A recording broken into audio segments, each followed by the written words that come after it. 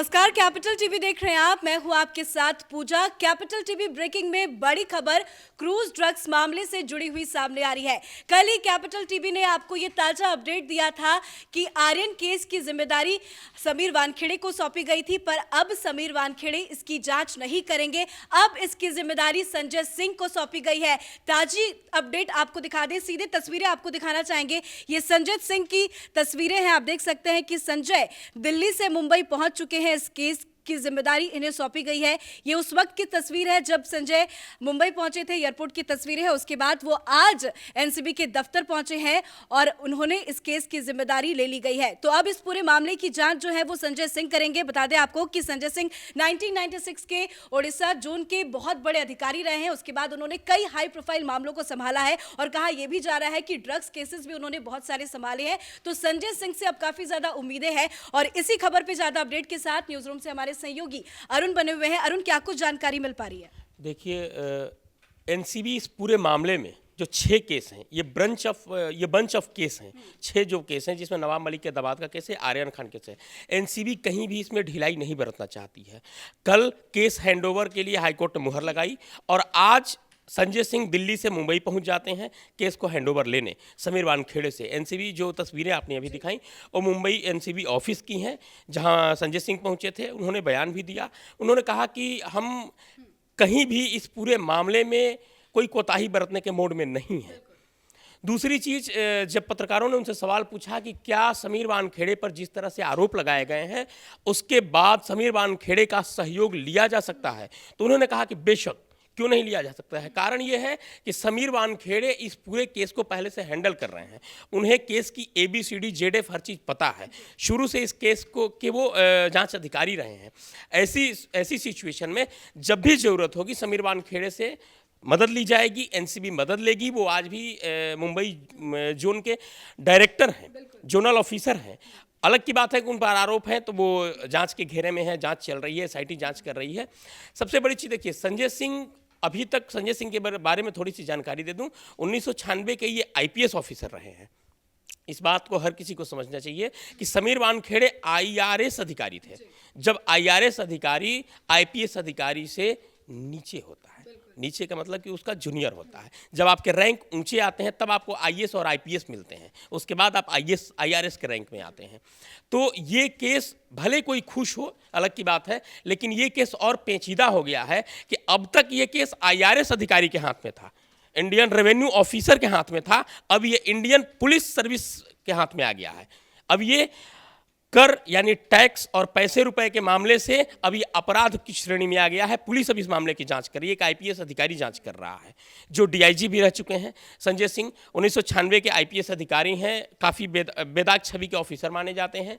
उड़ीसा में इन्होंने DIG के पद पर काम किया, उसके बाद NCB में उप निदेशक के तौर पर है। सबसे जो बड़ी चीज़ है कि संजय सिंह पर अभी तक किसी भी तरह के कोई दाग नहीं लगे हैं। उन्होंने कई ड्रग्स के केस को भी सुलझाए हैं और यही कारण है कि हाईकोर्ट ने जब ये मामला सेंट्रल एजेंसी के हवाले किया तो NCB ने बिना कुछ सोचे समझे संजय सिंह का नाम आगे कर दिया कि संजय सिंह अब इस केस की जांच करेंगे। संजय सिंह अब पूरे मामले को हैंडओवर लेने के लिए मुंबई पहुंचे हैं। वहां से वो प्रक्रिया हुई जो कानूनी कार्रवाई होती है, हैंडओवर एक दूसरे को केसेस को दिया जाता है। शुरू से पूरी विवेचना की जाती है, कैसे कैसे किन किन सिचुएशन में क्या क्या फाइल हैं, क्या क्या स्थितियां हैं, कितने गवाह हैं, सारी चीज़ें ब्यौरा दिया जाता है, सब कुछ। लेकिन संजय सिंह का एक बयान जिस पर हमें, आपको या किसी को भी ध्यान रखना चाहिए, उन्होंने सीधे तौर पर कहा कि नहीं, समीर वानखेड़े का सहयोग इसमें लिया जाएगा। बेशक वो प्रत्यक्ष तौर पर इस केस में इन्वॉल्व न रहें, प्रत्यक्ष तौर पर वो जांच अधिकारी न रहें, लेकिन जब भी NCB को ज़रूरत पड़ेगी वो संजय सिंह, तमाम गवाह या जो भी आरोपी हैं, जिसकी भी ज़रूरत पड़ेगी उसकी मदद लेगी। इसके लिए NCB पर कोई बाध्यता नहीं है कि नहीं समीर वानखेड़े की मदद नहीं ली जाएगी। दूसरी एक जो और बड़ी इसमें बात जो सामने आ रही है कि NCB का एक्शन मोड देखिए, एक्शन प्लान देखिए। कल केस हैंडओवर होता है, आज संजय सिंह मुंबई पहुंचते हैं, केस हैंडओवर भी ले लेते हैं अभी तक शाम तक, जब ये खबर हमारे पास है, ठीक है। आज सैटरडे है, शनिवार है, दीपावली भैया दूज के बाद पूरा त्योहारों का सीजन है, लेकिन NCB कहीं भी ऐसे मामलों में संजय सिंह के इस व्यवहार से भी आपको खुद पता लगना चाहिए या देश को भी देखना चाहिए कि नहीं। और अरुण जी, कहा भी ये जा रहा है कि मंडे से एनसीबी की एसआईटी टीम काफी एक्शन मोड में रहेगी। 13 लोगों का गठन हुआ है इस टीम में। 13 लोग अब आर्यन केस या नवाब मलिक के दामाद की केस की जांच करेंगे। बिल्कुल, वो पूरे 6 केसेस की जांच करेंगे। बात समीर वानखेड़े की करें तो उनके पास प्रेजेंट सिचुएशन में 26 केसेस थे, जिसमें से उन्होंने 6 केसेस को कहा कि आप हैंडओवर ले लीजिए। तो नवाब मलिक के दामाद की भी मुश्किलें अब बढ़ेंगी। नवाब मलिक के दामाद की मुश्किल बढ़ेगी, शाहरुख खान की मुश्किल बढ़ेगी, आर्यन खान की मुश्किल बढ़ेगी, और वही नहीं, मुंबई में अब ड्रग्स माफियाओं की भी मुश्किल बढ़ेगी। कारण यह है कि अभी तक एक आईआरएस अधिकारी इस केस की जांच कर रहा था। समीर वानखेड़े कड़क मिजाज के ऑफिसर कहे जाते हैं, लेकिन उनसे कहीं भी कम नहीं है संजय सिंह, जो पुलिस अधिकारी रह चुके हैं, डीआईजी रह चुके हैं। पुलिस अधिकारी की रॉयल्टी एक अलग तरह की होती है, उनका भय, उनके सोचने की क्षमता, उनके काम करने का तरीका बिल्कुल अलग होता है पुलिस अधिकारी का किसी रेवेन्यू ऑफिसर के तुलनात्मक। तो कुल मिला जुला करके नवाब मलिक के दामाद पर ही नहीं, ये 6 केस चुनिंदा केस हैं जिससे समीर वानखेड़े ने खुद को अलग किया याचिका दायर करके, और उन 6 केस को संजय सिंह को दे दिया गया। तो नवाब मलिक, आर्यन खान या नवाब मलिक के दामाद आर्यन खान या इस केस से जुड़े जो भी लोग हैं, जितने एक्यूज्ड हैं, जितने आरोपी हैं, जितने गवाह बदली जो चल रहा है, ये सब पर शिकंजा कसना तय है। और ये आने वाले वक्त में एनसीबी अभी बताएगी कि नहीं, जब जब हम पर निशाना साधा गया तो हम और निखर कर उतरे, हम हतोत्साहित नहीं हुए, टूटे नहीं, बल्कि उसको दूसरे तरीके से हमने हैंडल किया। बिल्कुल, बहुत बहुत शुक्रिया तमाम जानकारी देने के लिए। तस्वीरें एक बार फिर से आपको संजय सिंह की दिखाते हैं। दरअसल जब से इस पूरे केस में नया मोड़ सामने आया है कि इसकी जांच जो है वो अब सेंट्रल को सौंप दी गई है, तब से यही लगाया जा रहा था कयास कि अब अगला चेहरा कौन होगा, किसके निर्देश में ये पूरा केस जो है वो लड़ा जाएगा।